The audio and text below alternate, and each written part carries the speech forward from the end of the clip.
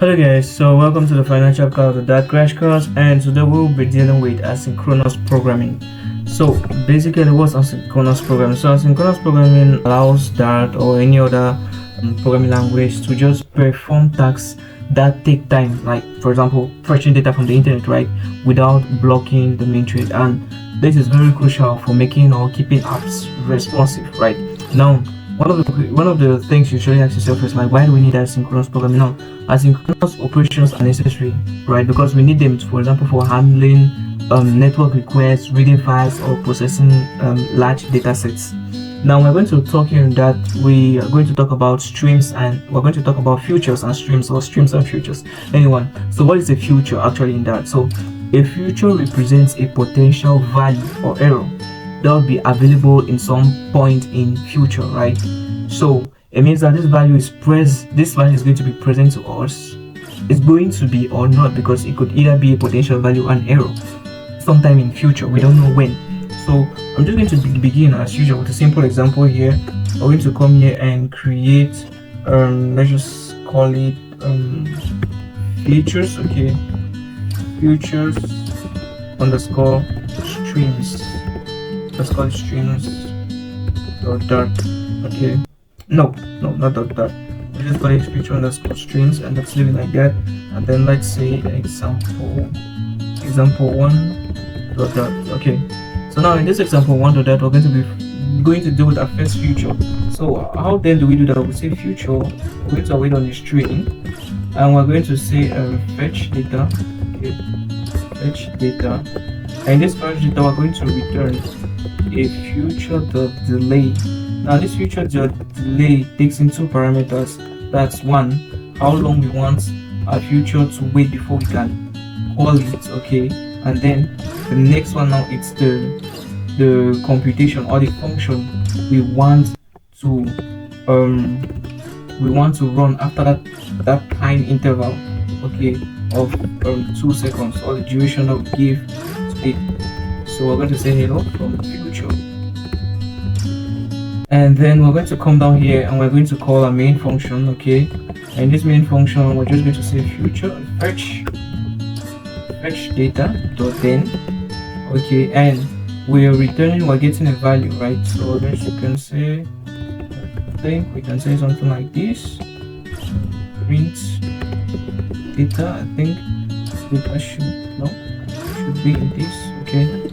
So we're going to say print data, and then remember that we said that an error can occur, but in this case we're actually going to have an error, so we can print fetching, okay, let's say fetching data, okay.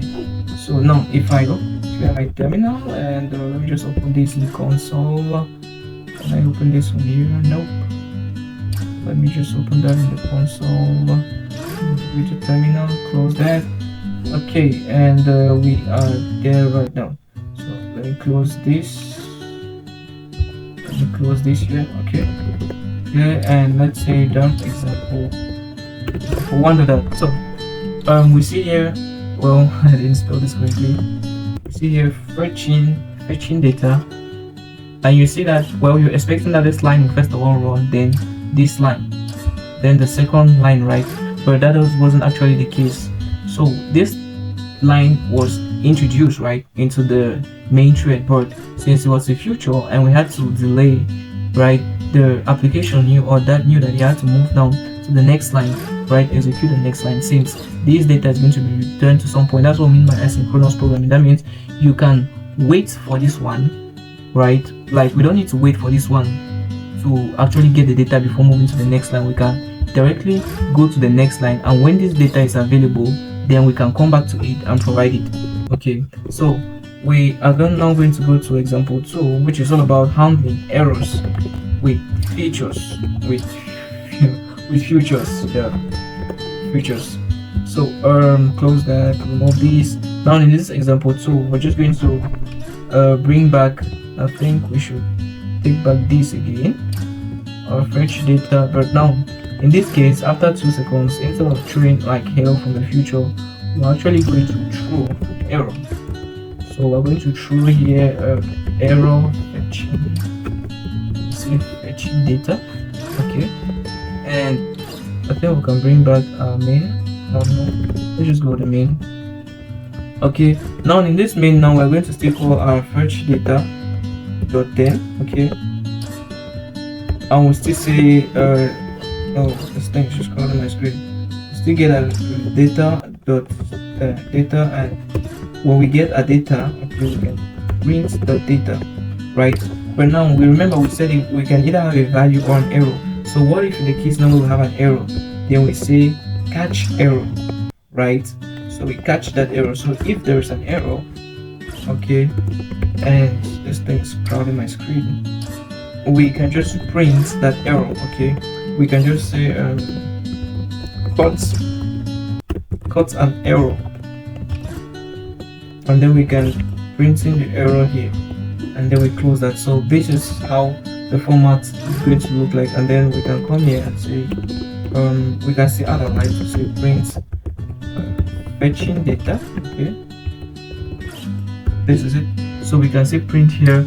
So if we have data, then we're going to print it. If we have an error, then we're going to have that error. So if we go Dart example 2, okay, if we still see fetching data, and then we throw error. So this block was called. So it's almost like a try catch, right? So this is more like try, okay, and then if there's an error, then catch the error. Okay, so this is how it works then. So the next thing we're going to be talking about then in example 3. Let me just create example 3. Example 3.dart. Okay. Now in example 3.dart, we're going to be talking about async await, right? I'm sure you've heard about that, async await. Now, async await makes asynchronous code easier to read and write, right? Because like me writing the dot then and everything could be to some point in time cumbersome, right? But making it easier to read and write by allowing you to write asynchronous code as if it was synchronous, right? But you're going to understand that in a minute. So let's just go back to example 1. Okay, so I'm still going to just copy this here, and then I'm going to paste it there. Then I'm going to say main. Okay, now how then do we deal with asynchronous code? First of all, we mark our function as being asynchronous, right? And now remember I said async await because those are the two words that we need to use. So we print here fetching, right? Print here fetching data. Okay, and now what needs to be done is that I need to await on the, I can see here data here. So next I need to now be able to await on the future, right? Because this is a future. So this function, for me to be able to async await, I need to mark this feature as asynchronous. Then whatever function that I'm using that returns a feature or a future, I need to await on it. So await is like I need to wait for this feature to complete, and then I'll know that I'll now have this value present, and this is the value that we're trying to log here. So now you might maybe be suggesting that, okay, in the previous cases we have been putting printing first and then doing this, right? So what if we come and put fetch down here? Is it not going to first of all print fetching and then run, then this function is going to come next? So let's do that, and then let me explain again as I said. So this is example 3, and now you're going to see something. So you see we had hello from the future and then fetching data. Now the reason why this occurred is because remember I said when you write async await code, it's just like writing synchronous code, but just that now we are kind of like blocking the main thread, right? Because unless this completes, then can we go to this next line. But you saw that when we are using features directly like this, we could do this first, and then later on when any of these values are present, then we can come back to this function, right? So that is it. That it's almost like here we're writing synchronous code. So both of them have their advantages, right? In whatever case you like to use them. In some cases you want that your feature completes first before moving to the next line, right? In other cases you might not mind, okay, you might write your whatever function to be called and whatever is inside to be printed, and later on when that value of that particular function is available, then it can be used, like for example as it has been done here. So Next part, we're going to move to example 4. Okay, and now example 4, we're going to be talking about streams. Okay, so in this part, let me close this, and this, and this. So in this part, we're going to be talking about streams. Now, what are actually streams? So streams is just a unique sequence of events, right? And that's just what a stream is. So streams can deliver multiple values over time. So it's not like a series of network responses or user inputs. Like the more you keep typing, that's what we call a stream, right? It's a sequence of asynchronous events. Yeah. So in streams, we need to know two different single subscription streams and versus broadcast streams. Now the difference is that single subscription streams can be listened to only once, while broadcast, when we talk about broadcast, we can listen to them multiple times, right? That's just what you should just keep in mind: listening once and listening multiple times.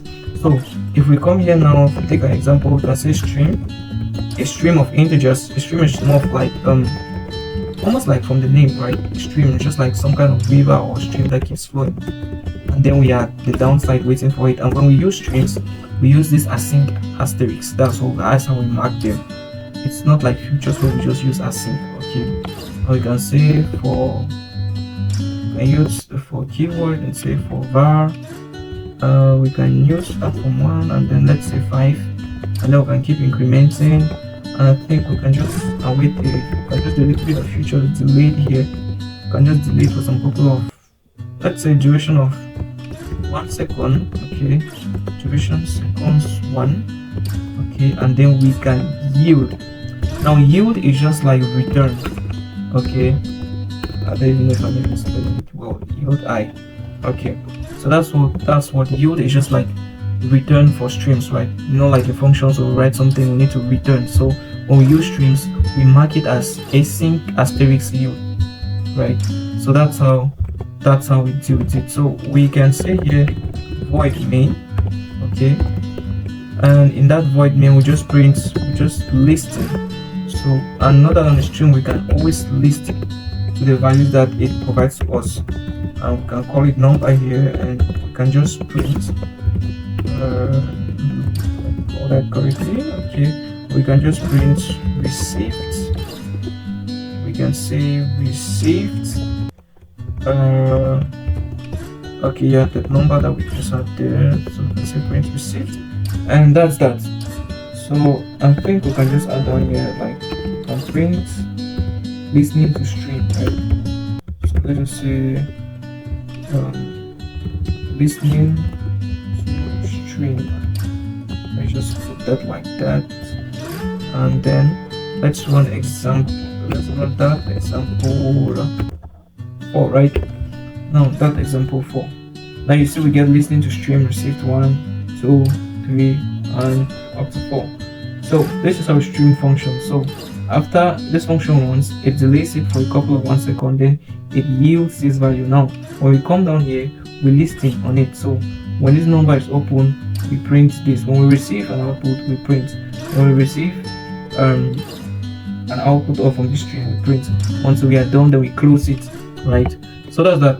Now we're going to also introduce concept of stream controller. Now the stream controller is just a way it's a way to create a stream, right? Like we create a stream and we control when events are added to it. So it can be particularly useful when you need more control over the stream's flow, right? That's when now you introduce a stream controller. So let me just go directly and let's say example. No, not a folder. A file. Example 5.dart. Okay. Now in this example 5.dart, we are going to provide a main function. Okay. Now in this main function, we're going to say final controller. Okay. Is equals to stream. Can we have a controller there? Yes. Nope, not the broadcasts. Just a stream controller. And the stream controller is going to be of type int. Yeah, so the stream controller is going to be of type int, and now we can say controller. We can say controller dot can we on listing? Yeah, so we can say controller stream. Sorry about it, I think I'm mistaken from that. Then we can listen. Yeah, so we get the stream and then we listen, and we do as we did in the previous ones, right? We get the data and then we can print it. So we can print just say received, and then we can say data. Yep, run my vision again, and then that's it. So when we get the stream, we stream will listen on it, because this controller obviously has a stream, right? So we listen on it and we can decide the kind of value. So we can say controller.sync. So sync is more of like we are syncing a value into it. So we add 1, okay, and we can add 2 as well, 3, and then once we are done, then we can close now the controller, because if we allow it to be open, right, it's not going to be good practice. It might cause us some memory leakage. So we are trying to manually manage that by closing the controller. So if we didn't do that, say Dart example 5, then we get all of this now. If I can use the word, we sunk 1, 2, and 3, right? This is how we make use of a stream controller. And this is just like a basic example, right? You can go further and try to make it a little bit complex, right? So let's go to example 6. Example 6.dart. Example 6.dart. Okay. Now in this example 6.dart, we're going to be doing the same thing, but now we're going to use a stream controller broadcast, like you saw me using in that one. Now for this stream controller, it helps us to like broadcast a stream. That's something we can listen on multiple times. So I'm just going to copy this here, and so that we don't get to waste time, and put that here. So we have stream controller coming from that async, and then we can broadcast this. So broadcast, you get the same analogy again. We stream, we listen, we print listener 1 and listener 2, and then we sync the data below. So if we acquire that, I will say that example 6, okay, or you can see that both of them were able to listen on that stream multiple times. While for example 5, we're just able to listen on it once, right? This is what we mean by single subscription, like we just listen on it once. But with the broadcast, we're able to listen on it multiple times, right? Like just how we did here.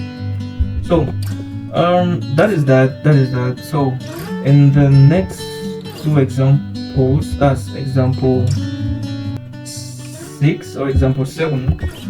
Example 7.dart. Okay, we're going to see how we can combine multiple features into one. Okay, so we're going to have, for example, feature void.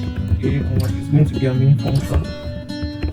Okay, and in this main function, we're going to have 2 types of features. So not actually 2 types, we're just going to have a feature called string, and let's just say feature 1 is equals to feature.delay, and just say constant duration of a second, let's just say 1, and after that we are going to execute a particular function. Now we're just going to say feature 1 complete. Okay, can I get that? Can I get the autocomplete? No. So I'm just gonna copy that and put that here and just say feature 2. Now the way we do it here is that for it to be able to work, so we're going to combine into a list of strings, and we're going to call here results, right? And this result, what this result is just going to hold is an await. Remember, we're still inside the feature, so it's an await of feature dot wait. So we're trying to like wait for all these features to complete as feature 1, and feature 2. I didn't mark this as sync. Okay, so and then we cannot go now on each result. So for say results for each of those results, then we can get the results can get the result and just print it and say since it's a string, I can just say result.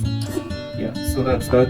And we can just say Dart example 7, and then we can see that it's waiting for both futures to complete so that we get both values at the same time before moving to the next part of code.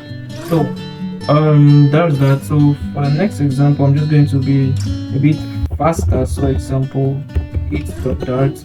Okay, now in this example 8.dart, we're still going to be able to just going to show how we can be able to merge streams as well. So for streams, it's the same thing, right? We get a stream.periodic. That's like after a certain period, this function will be called, right? So it's going to take the stream a duration and then count it. So it's almost like the future delayed, right? The future delayed where creates a stream that repeatedly emits an event at a period, right? So this is the period here. So after 1 second, then this will be called. After 1 second, it's going to keep calling. Now the reason why we're taking 3, it's such that if we don't take 3, then it's going to keep emitting forever, right? But at some point in time, we just need to take what we want from it, and then the stream is going to close. Now from there, we create like a stream iterable. This is just like the future dot wait, which takes a list here of different futures, the same way that we have here. Now this takes a list of 2 streams that we need to await, and from here we async expand. So async expand here is just like flattening, right? So we compress this 2 into 1. So and then we list in and we print the data as we've always done. So if we do that, get that example 8, okay, we are going to have here 0, 1, and we take 3, and then we stop. We go down to the next stream and we emit, and so on and so forth. And basically that's all. So thank you guys for watching, right? And I'm happy that you guys were able to learn from here. So keep sharing, keep learning, and let's go. Thank you.